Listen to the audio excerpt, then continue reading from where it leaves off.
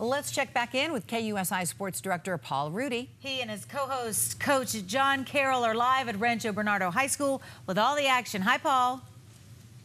Yeah, it's kind of quiet right now because in the playoffs there are no JV games, so things don't start percolating until a little bit later in the evening, but we suspect a standing room only crowd here as RB hosts Mission Hills in the Cox Communication Game of the Week. You're watching the 5 p.m. edition of the Pre-PR. It's brought to you by the Bill Howell family of companies. Why? Because they know how. As mentioned, I'm joined riding shotgun is two-time state champion Coach John Carroll, and to his left, none other than former North County correspondent for the Prep Picks Report for 5 years? 5 years. 5 years, Mr. Six seasons, Mr. Steve Quiss, who now is the voice of the high school.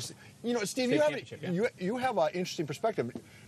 Before, you only knew the teams in the county, but now you get to see teams beyond the border. I get to see the Northern California, southern section. In your estimation, how does San Diego high school football measure up? It is probably the second best or third best section in the state. I would think De La Salle's kind of, if you would agree, kind of its own section almost. Right? I mean, they're going to win every year, so you're never going to see anyone get out of that section. But you have the southern section, which is heads and tails better. I mean, you're talking 5 or 6 of the nation's top teams are all in Division I playoffs, for goodness sakes. And then you have the San Diego sections. We have really good top teams, but maybe not the best bottom teams or middle teams for that. You know, so, speaking of that, what do you think about the change from the Open going to 4 teams, whittling it down? I like it because it makes Division I finally competitive for the first time in about 3 years. I thought, 8 teams, but while that was good and entertaining for those 8 teams, it just kind of cheapened what happened here. My son played on Rancho Bernardo last year, and their first-round game in Division I was against Valhalla, and no disrespect to Valhalla, but they hadn't scored a point in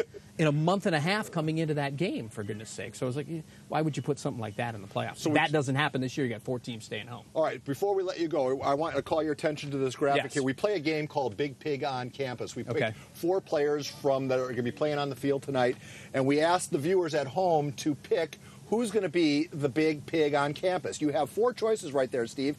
Make your best hog hunch.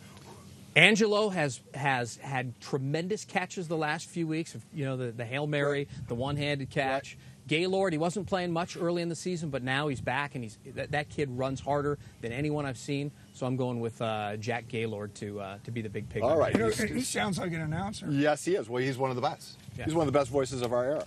All right, Steve Quiss, everybody. Steve, thank you very much. Thank you. I would have been more impressed had you worn the red jacket while you were here.